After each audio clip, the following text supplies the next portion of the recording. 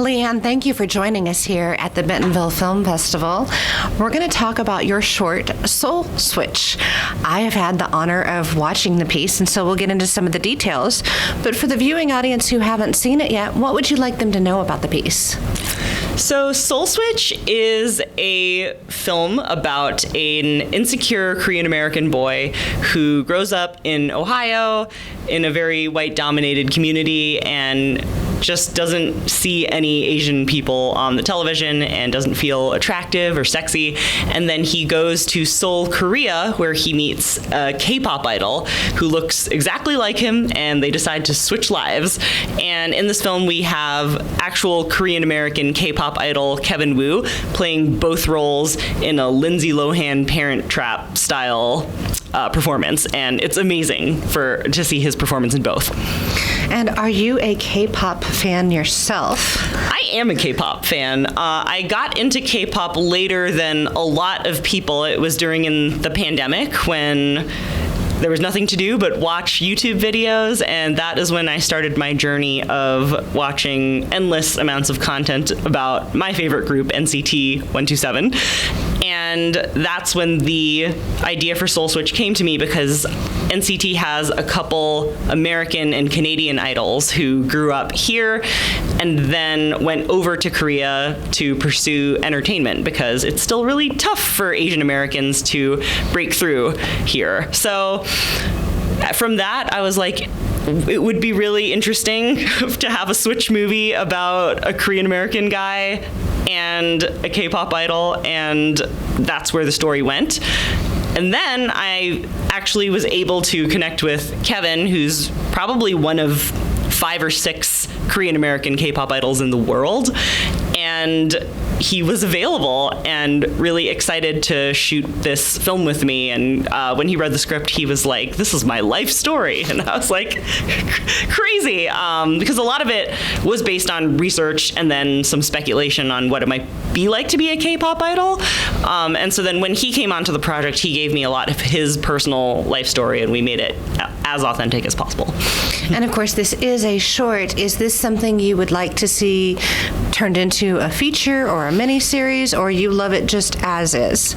Oh no, it is absolutely a project that we want to turn into a feature. I actually wrote the full feature screenplay before even ever meeting Kevin, and when I connected with him, it was actually right before the writer's strike. And so we figured, while everything is down, we might as well make this 12-minute proof of concept, and that will just help us get the feature made. So we're looking for financing and talking to people, and we're looking for the right partners to make Seoul Switch a movie.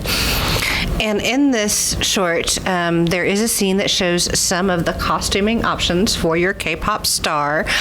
Did that come from, how did you come up with the wardrobe? Is that his actual wardrobe, or is that something you reached out to friends and family or locals to provide? No, we got a stylist who works in New York City and is a professional. She has an amazing portfolio. When I saw her posts on Instagram of everything that she was doing, it's Vogue and Cosmopolitan and some of these really high fashion places. And so my producer had worked with her on another film, and we reached out to Annika and we said, this is kind of a low budget film, but the creativity that you could have with styling a K-pop star would be really fun. And she was actually a fan of Kevin's.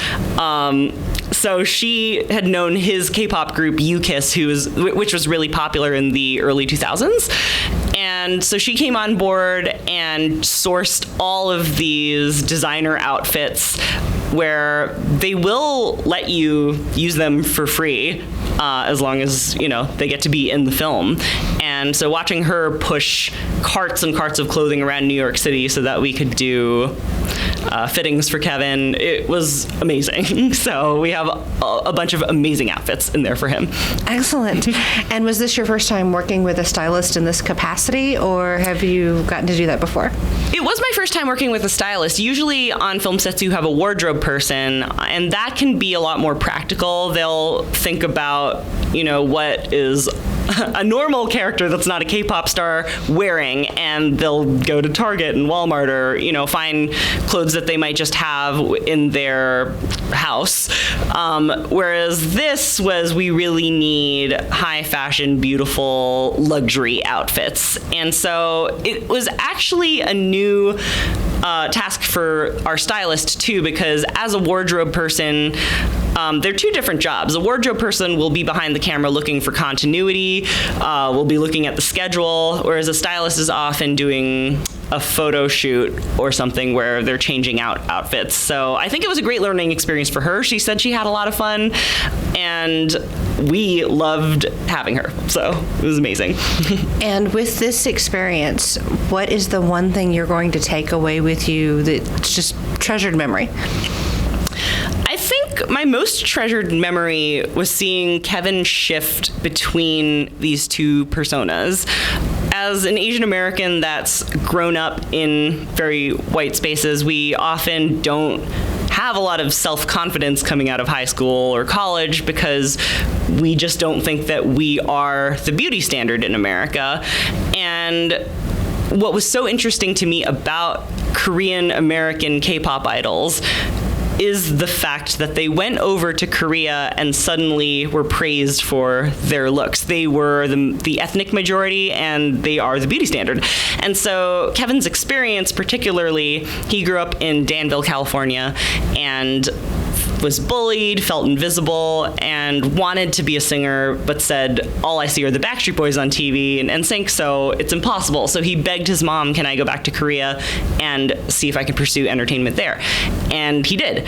And so he really knew how to play both of these characters. He said that when he was playing DJ, the American kid, he really had to draw from his childhood and remember how he felt being bullied in school. And then he said when I became the K-pop idol, that was easy because that's what I do. But really, for me, in American media, all I've seen are these insecure, nerdy tropes of Asians on screen. And so to see him shift into that confident, sexy idol musician, he's such a good dancer, and knowing how to pose and model, that was so special for me. And in a way, I was like, my concept works. It's so beautiful to finally see it right in front of me on screen.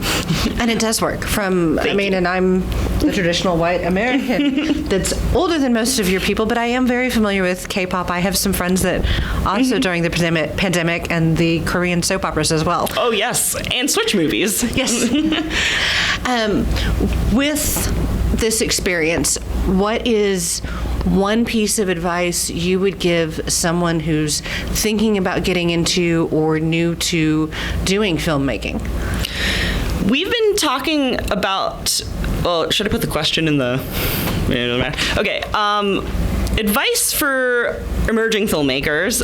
I've been talking about this a lot with the other filmmakers at Bentonville, which has become such a beautiful community of indie folks that, aren't the biggest stars in Hollywood, but really, really love creating and will continue to do so no matter what, no matter if it's winning Oscars or if it's just the ability to make something every year. And I think that is my advice. If you're meant to do this, you won't be able to stop yourself from creating. And filmmaking is a very, very gargantuan, mammoth task. But it's also so collaborative. There's so many people that want to be involved with a project if you can just get the train going. And so I would say a lot of people make one, and if it doesn't go the way that they want to, they quit. And I would say just you have to make 5, 10, 20, and over time it will start paying off if you just stick with it. And it's a really long road, but it's a marathon and not a sprint, and try to appreciate the journey. And to get to know you a little bit, what is the book on your nightstand or in your Kindle? What are you reading these days? Ooh, I'm actually reading Constance Wu's memoir right now, and that came from watching a lot of Fresh Off the Boat on the airplane and just really loving seeing that Asian American family being portrayed in ways that we've seen on other American sitcoms with white families. And, I know that she's been through a lot in her career, and there was some controversy, but then it later came out that she was very much being harassed on set, which is pretty terrible. And so I've been enjoying just learning about what her life has been and appreciating what she's done for the community.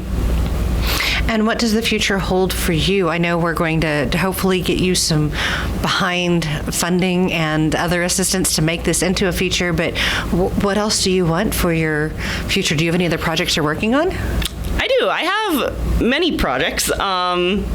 Right now, for the things that are out, I have a mini-series called The Blessing, and that is about my interracial marriage, and it's out on YouTube. It did premiere at Series Fest, but all 6 episodes are out on YouTube, and you can watch that.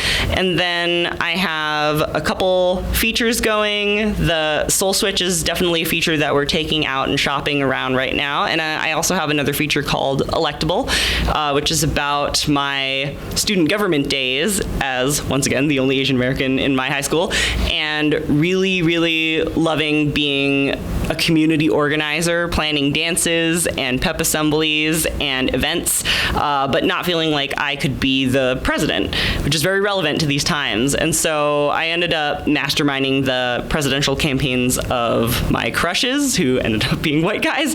And then it is set in high school, but the larger arc is reflective of me realizing that I need to be in the driver's seat of my own story, and being a writer-director now and helming my own projects and being a leader. That's what that movie is about. And to give some love and support to Seoul Switch, what are the socials to follow or watch, or to even to follow you? Yes, please follow Seoul Switch at Please follow Seoul Switch on Instagram. The handle is just Seoul Switch, spelled like Seoul, Korea, so SEOUL Switch. And then my Instagram is Liann.Kaye, LIANN.KAYE. And, getting more followers on our Instagram channel for Seoul Switch will show studios and Hollywood people that there is an audience for this. So please give us a follow and a comment and share our stuff. And we just want to spread the word to get this movie made.